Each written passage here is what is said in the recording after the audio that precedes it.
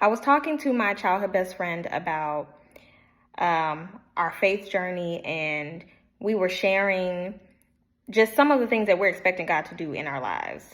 And I reminded her in that conversation that God-sized dreams should be scary. They should cause us to be a little nervous, a little intimidated, because that awareness of our limitations in our own strength should cause us to be dependent on God for every single need, for every single thing.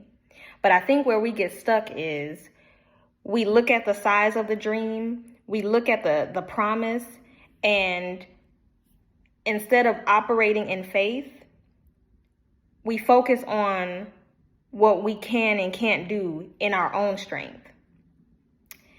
And instead of taking even the first step toward that dream, toward that goal, we don't make any moves at all.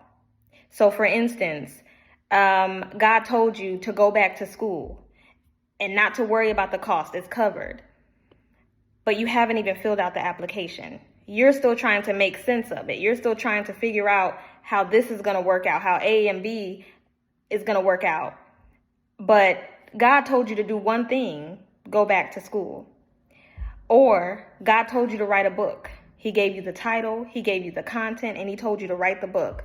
But you haven't even sat down to write chapter 1 because you're still thinking about it in terms of what you can and can't do in your own strength. And God wants you fully dependent on him. He wants you to rely on him. So if I could just sum all this up, I would say, let this be a reminder to listen to the voice of God. And if he instructs you to do something, do it. And I heard a preacher say, delayed obedience is still disobedience, and obedience is better than sacrifice.